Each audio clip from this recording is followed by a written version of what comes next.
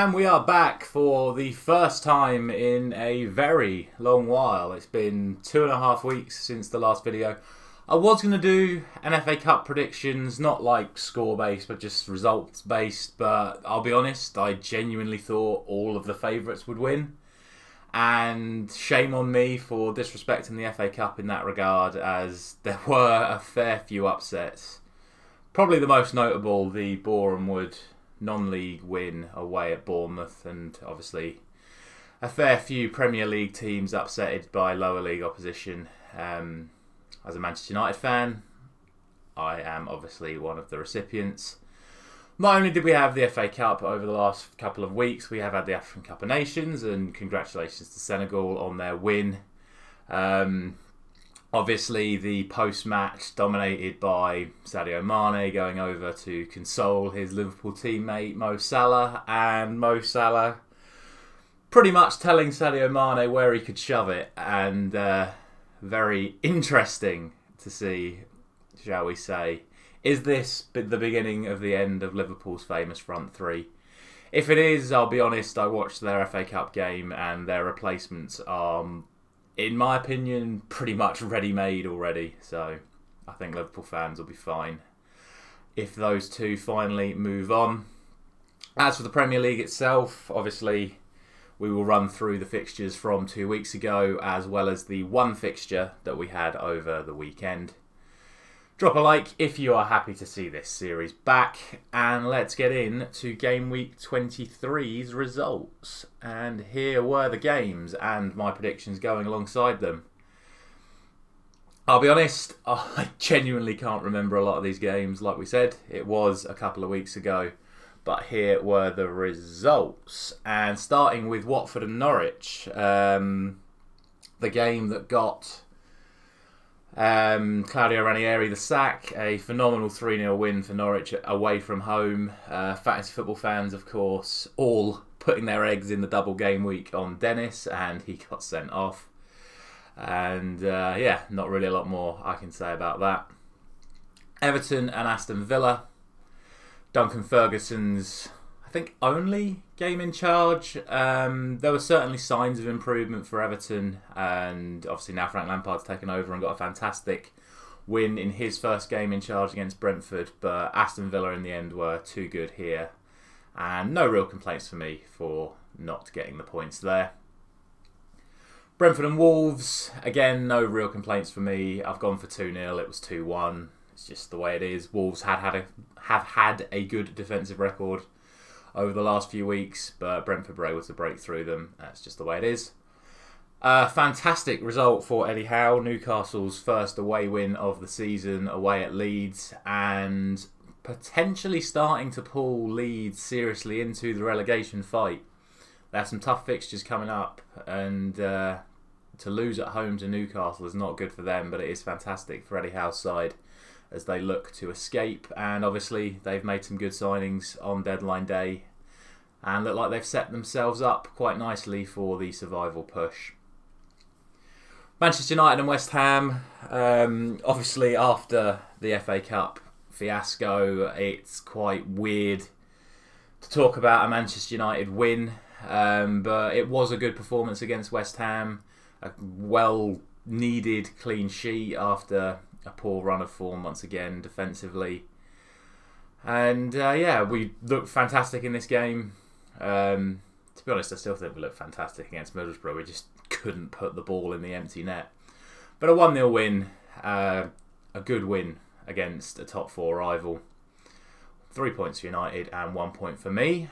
Southampton and Man City was a brilliant game to watch. Southampton not afraid of Man City whatsoever. They set out their plan. They obviously got the draw away at the Etihad, and they went in with that same mindset once again. Managed to nick the early goal, and if it wasn't for them falling asleep on a set piece, they may have actually got the win here. So, fantastic performance from Southampton. Fair play to them. Well deserved of the point. But unfortunately for my predictions, it's another 0. And speaking of zeros, we move to Arsenal and Burnley, where once again I score a 0 because the score itself was 0-0. And fair play to Burnley. They obviously followed it up in the other Premier League game, which we'll get to in a moment. But they seem to have rediscovered their defensive form. Arsenal probably will still be disappointed because they certainly had chances in that game. But I think Burnley were well deserved of the point in the end, and a great 0-0 draw for them as they obviously look to survive themselves with all their games in hand. They should, in theory, be in a position to be out of the relegation zone once those games in hand have been resolved. So a good start for that run for them.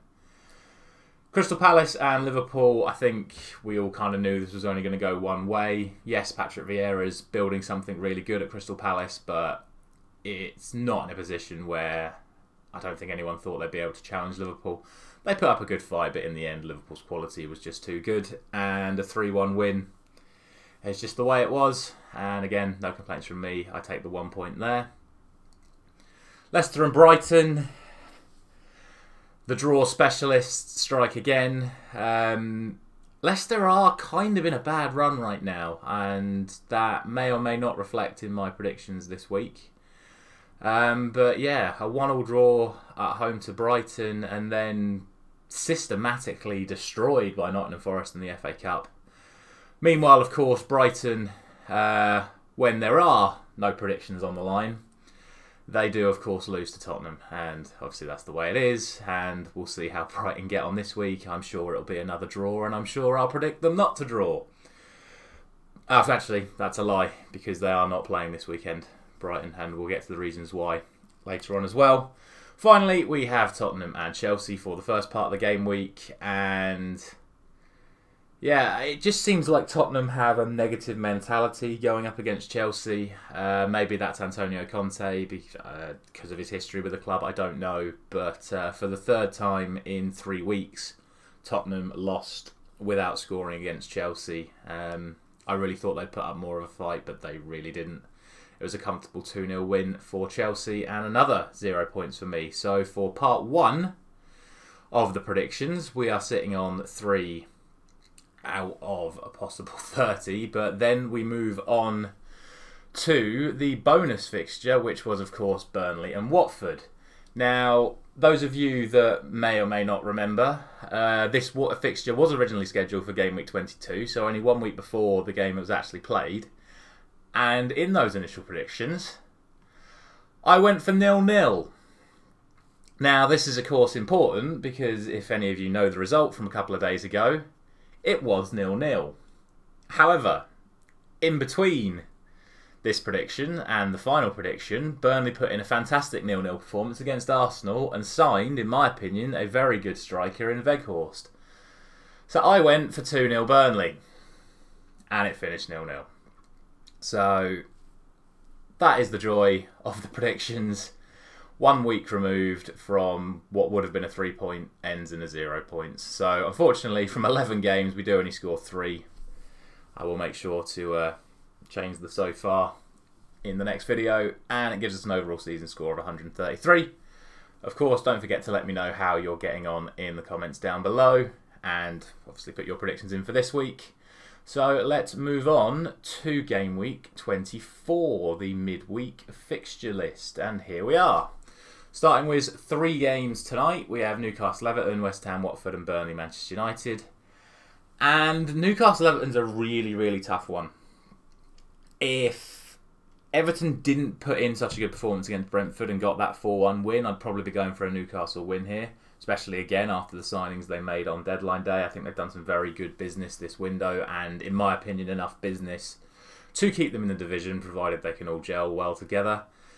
However, as I just said, Everton looked really, really good against Brentford. Lampard changed the shape, got some players that hadn't been playing into the team, and they look really good, and it looks like Calvert-Lewin's going to be available for tonight as well.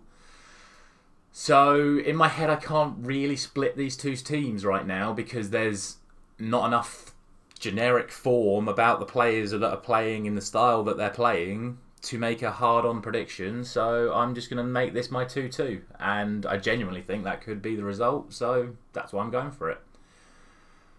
Watford and West Ham, or West Ham Watford should I say, I can only really see him going one way. Roy Hodgson's obviously come in, with his normal defensive mindset. They got their 0-0 draw away at Burnley in the last game, but I think West Ham are another level up from Burnley. So I do expect West Ham to get the win here. Yes, they did struggle to beat Kidderminster Harriers, but it was more of a reserve team, and I think with their full first team out here, they should be too much for Watford. So I'm going to go for a 2-0 West Ham win. It wouldn't surprise me to see Watford pull off a result here, but I thoroughly expect West Ham to win this one. And then we move to Burnley and Manchester United, where we have one team that's just gone 2 games in a row without conceding after rediscovering their defensive form, against a side that, despite having the easiest chances in the world, can't seem to put the ball in the net. So 1-0 Burnley. That may come as a shock to a lot of you, but could you honestly say you'd be surprised if that happened? I just have to look at it from my own perspective and say this is something that genuinely could happen.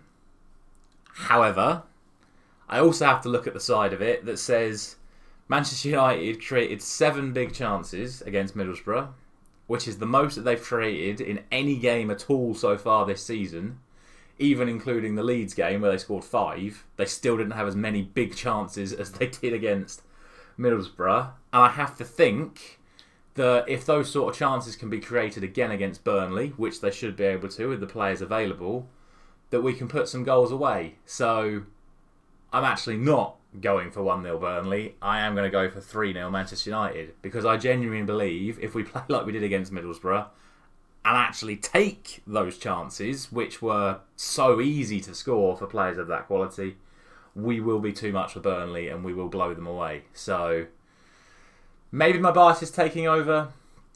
If Burnley do win 1-0, obviously I'll be double fuming because Man United would have lost and I would have got the prediction wrong. But we should be winning this game. We should be winning it comfortably, and that is what I'm going to go for. And speaking of games that should be won comfortably, as we move on to Wednesday night, I'm just going to get this one straight out of the way. I'm going to go for 4-0 Man City. They just seem to blow away every team right now. Obviously not Southampton, and again we'll say fair play to Southampton for that. They set themselves out the way they wanted to play, but Manchester City were poor. They had certain players missing that in my opinion should be playing every game, one of them being Riyad Mahrez.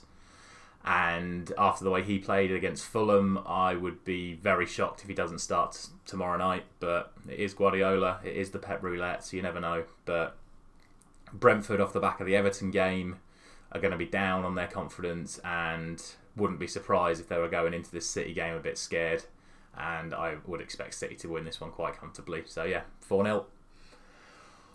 On to Norwich and Crystal Palace, and this is a really, really tough one to call, because your instincts would say the way Crystal Palace have been playing over the last few weeks, and again, since Patrick Vieira's taken over, they've certainly had this reformment, and they're starting to play the youngsters. Elise and Eze both look fantastic. Yes, it was only Hartlepool in the FA Cup, but they're really starting to come to form. Gallagher's kept his form. Edouard looks like he's starting to find the form he had at Celtic. But on the flip side, Norwich have just gone to Watford and won 3-0 in the Premier League, and gone to Wolves and won 1-0 in the FA Cup. So when you put it that way, and they're at home against a team also in the bottom half of the league, I'm going to go for a Norwich 2-1 win. And I'm just interested to see how that one plays out, because I think, like I said, this is a really, really tough one to call. But based on current form, I think you have to give Norwich the win here. And that's why I'm going 2-1. Speaking of 2-1, we go to Tottenham and Southampton, and I'm going to go 2-1 again. I think it would be wrong to predict Southampton to get something away at Tottenham. Now, that might be incredibly disrespectful, again, to Southampton's achievement against Man City and their FA Cup win. But the way Tottenham played against Brighton, again in the FA Cup. I would expect them to get the job done here against Southampton. Yes, I think Southampton are better defensively, which is why I've only gone for 2-1. And I still think Spurs will leak goals. I don't think they've still got that defensive setup quite sorted yet. And Southampton do have their threats. So I think 2-1 is a fair result. It wouldn't surprise me to see Southampton get something here. But yeah, it has to be a Tottenham win. 2-1 Spurs. Villa and Leeds.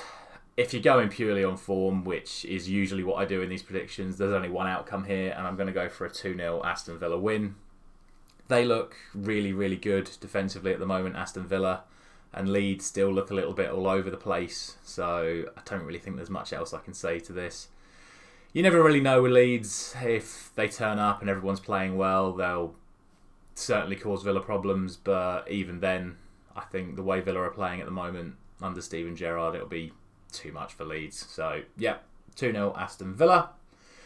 On to Thursday, or I think we're already on Thursday, aren't we, potentially? I can't remember. But Liverpool and Leicester is definitely a Thursday game. And, well, as we said, Leicester are in a bit of a mess at the moment.